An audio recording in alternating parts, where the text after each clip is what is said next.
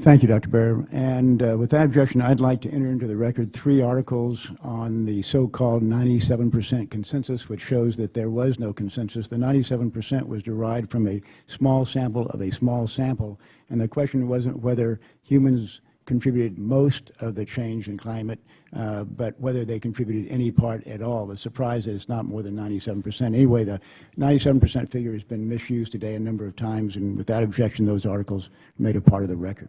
The gentleman from Louisiana, Mr. Higgins, is recognized for his question. Thank you, Mr. Chairman. Dr. Mann, are you affiliated or associated with an organization called the Union of Concerned Scientists? No, I You're not affiliated nor associated with them. Am I associated with All them? right, I sir. know people who are. Are you affiliated or yes. associated with an organization called the Climate Accountability Institute? No, I mean I may. You're not affiliated or associated with them. I can provide you. I've submitted my CV. You can see who I'm associated with. These two organizations, are they connected directly with organized efforts to prosecute man-influenced climate skeptics via RICO statutes? The way you've phrased it, I would find it extremely surprising if what you said was true. Thank you, sir. Dr. Mann, would you be able to, at some future date, provide to this committee evidence of your lack of association with the organization Union of Concerned Scientists and lack of your association with the organization called Climate Accountability Institute? Can you provide that documentation to this committee, sir? Yeah, so you haven't defined what association even means here, but it's all in my CV, which has already been provided to committee. Would you provide a statement to this committee regarding your assertion? I will send it again. Thank you, sir. Mr. Chairman, I yield back. Thank you, Mr. Thank you, Mr. Chairman. My research has clarified that the organization called the Climate Accountability Institute is the primary organization calling for criminal prosecution of climate skeptics under RICO statutes. I'd like to enter into the record, sir, from their website, from the Climate Accountability website, listed as one of the Climate Accountability Institute Council of Advisors, Mr. Michael E. Mann. I would like this entered to the record, Mr. Chairman. Without objection. The gentleman from California, Mr. Takano, is. Dr. Pielke, I'm going to ask you a series of short questions, please. Are hurricanes increasing? Depends on what date you want to start, but on climate timescales in the United States and globally, no. Are tornadoes increasing? There's a lot of uncertainty about tornadoes, but there's no evidence to suggest that they've been increasing. Are floods increasing? As the IPCC concluded, there's not really good data worldwide to know if they're going up or down. Are droughts increasing? Globally and in the United States, according to the EPA and according to the IPCC, the answer is no.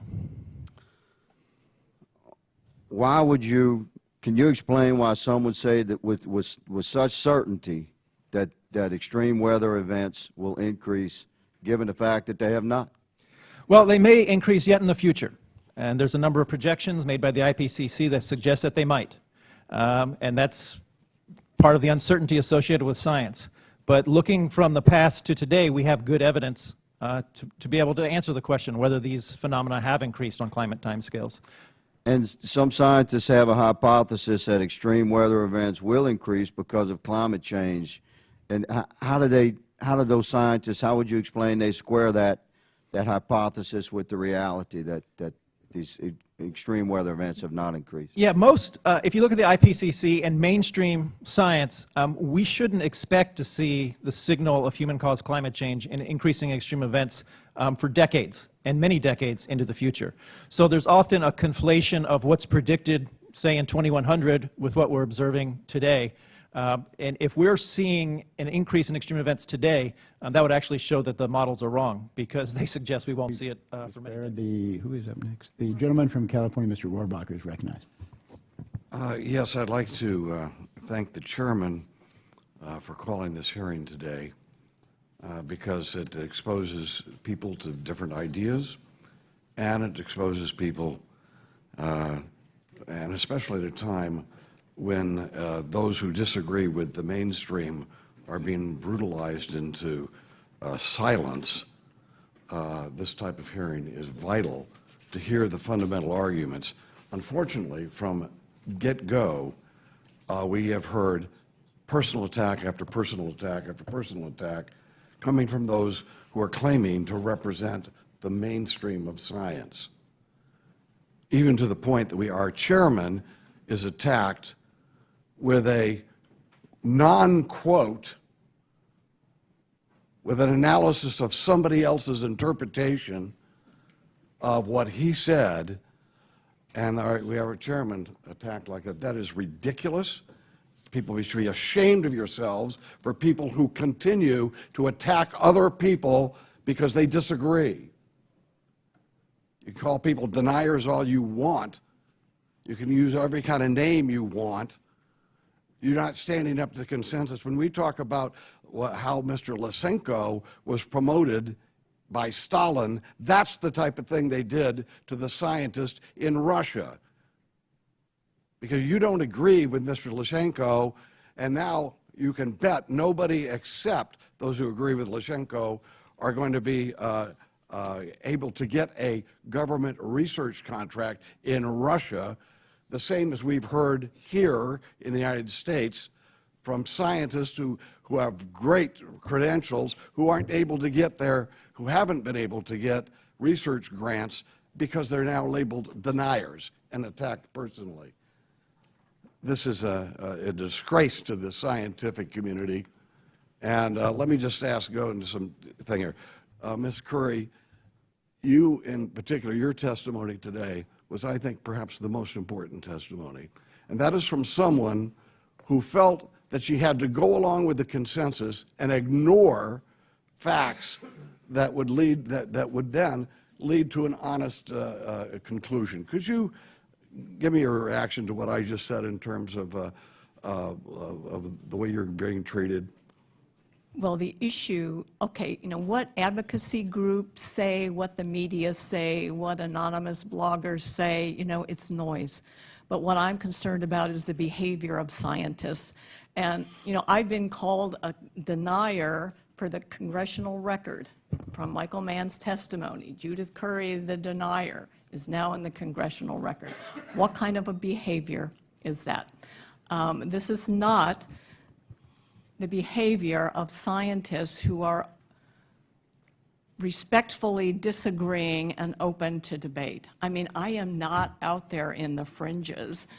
My main point is that I think there are a lot of uncertainties and that the climate models and the data, et cetera, are not fit for the purpose for drawing highly confident conclusions about what has been causing the recent warming. It's been warming for hundreds of years. And we can't explain all of that, due to human causes. So I'm saying we need to think more broadly about this problem. And that's what I'm saying. Right. And I get called a denier and who knows what else.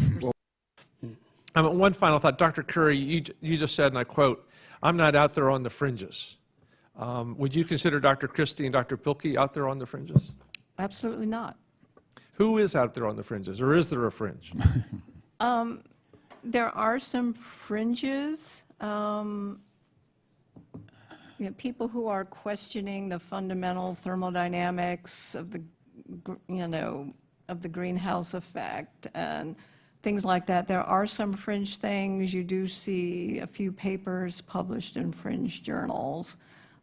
There are some people out there on the fringe that I would call out there on the fringes. Who knows? Occasionally I read the papers just to try to keep an open mind. They always send them to me. But I would regard that as out there on the fringes. I don't regard myself, John Christie or Roger Pilkey, as out there on the fringes. I think there's a lot of scientists who share our perspective and who agree with us and who are not part of the politically active publicly the rank and file, the research geeks, who a lot of them out there agree with us. I hear from them all the time, especially from scientists working at government agencies who are afraid to speak out. I hear from a lot of them. Yeah, Gentleman's time Chair, I has yield expired. Thank you, Mr. Byer. The gentleman from Illinois, Mr. LaHood, is recognized. Thank Thank you, Mr. Chairman, and I want to thank the witnesses for your testimony here today. Appreciate it. Dr. Pelkey, I wanted to start with you, and was glad to hear your history of serving on this committee as a staffer and for George Brown. He was a Democrat, correct, that served here? That's right. I wanted to ask you, Dr. Pelkey, have you ever felt attacked by a colleague because of your position on climate change science? Yes. I mean, and it just happened. I mean, I was just called fringe or suggested to be fringe, and I've come here representing the science that's in the IPCC report. It's almost a bizarro sort of reaction to be called fringe when you're representing mainstream science. And let me ask you, has Dr. Mann ever directed negative comments to you in your work? Yeah, I'm not interested in the food fight with Dr. Mann. I hope everyone takes a look at the YouTube of this testimony and sees Dr. Mann speaking and listens carefully. But he's a respected scientist. He's the leader of the climate change movement in the United States, and I think everyone deserves to see his behavior at this hearing. And as I understand it in the past, and this is public record, Dr. Mann has referred to you as, quote, a carnival barker and also, quote, a contrarian pundit. Are you familiar with that? Yeah, I can't keep up with all of Dr. Mann's epithets. And Dr. Curry, to you, have you ever felt attacked by a colleague because of your position on climate change science? The only one who's really attacked me publicly and vociferously is Michael Mann, and you heard, some of that today, including being called a denier in his congressional testimony. Most scientists are very respectful of my perspectives and want to engage me in debate. And Dr. Christie, same question for you in terms of being attacked by a colleague because of your position on climate change science. I try to forget all that, and so I'd rather not comment anymore. It's just something that shouldn't happen. I'm sorry it does. Gotcha. Well, thank you for that. And I guess as I've listened to the testimony here today, and I guess, Dr. Mann, I would ask you, as I understand it, you are involved currently with a defamation lawsuit about comments that were made about you that is currently pending in the D.C. Circuit. Is that correct? I'm not going to speak about that here. It's not appropriate to do so. And I guess what I would question, I've read that defamation suit and I'm familiar with it, and I'm really perplexed in trying to figure out the rationale and the reasoning for engaging in those type of statements that relate to direct threats and bullying. And you mentioned in your opening statement about staying away from that. And yet we have a suit that's been filed based on those exact same things. And if the real goal is to get away from harassing and silencing critics, that does not seem to be the type of language you'd want to engage in. And there's a real disconnect between a defamation suit that does the exact same thing, but you're engaged in that in this public forum. Do you want to comment on that? So I'm not going to talk about the suit, but I do want to clarify that there are a number of statements that have been attributed to me that are not correct. I don't believe I called anybody here a denier, and yet that's been stated over and over again. So I've been misrepresented quite a bit today by several people. It's in your written testimony. Go read it again. What I talked in the written statement, I described scientists who either deny the science or who reject its impacts, something to that effect. I did not call you a climate change denier, and so that's just a misstatement. It's been repeated here. But let me state that there's a difference between disagreeing with people, which is not only appropriate but critical in science, to have honest and frank discussions of uncertainty, to disagree, to call out those statements that you don't believe to be supportable. That is completely appropriate. That's very different, for example, from an accusation of misconduct or fraud.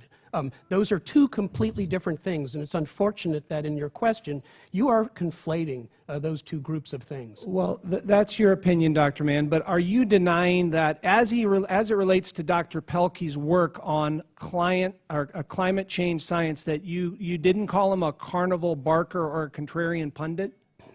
You would have to provide me the context. I don't remember everything I've ever said or done, but what I can tell you is that Dr. Pelkey has made the following statement. This is a Well, quote. let me- In the Wall Street Journal, he said, "There is scant evidence to indicate that hurricanes, floods, tornadoes, or drought have become more frequent or intense in the U.S. or globally." That is simply not true. The best available science is now attributing individual droughts and floods at a fairly high level of confidence to climate change. So do I challenge him publicly when he says things like that? Of course I do. Is that appropriate? Of course it is. So are you denying, let me ask you this, is it fair to say you could have said that and you don't remember that here today? I don't remember everything that I've ever said, and you would have to provide me the context. I'm not sure that your characterization is correct. You would have to show me the context, and you haven't done that. I'd be happy to show you that. I guess my point is, you seem overly sensitive to criticism as it relates to the defamation suit that engages in the same activity that you're engaged here today with these three witnesses, and I think there's some hypocrisy in that. Thank you. Thank you, Mr. LaHood. And with that objection, I'll put into the record, if it's not already a part of the record, page 6 of Dr. Mann's written testimony today, where Dr. Curry, he says, climate science denier Judith Curry. I assume that is you he is wrongfully referring to. But Climate science, it wasn't climate change, so that's different. But Climate science denier Judith Curry. I think that. And I've described the science that she's denying. That clearly contradicts what Dr. Mann said. I've described the science that she's denying. The gentleman from Illinois, Mr. Foster, is recognized. Well, thank you. As a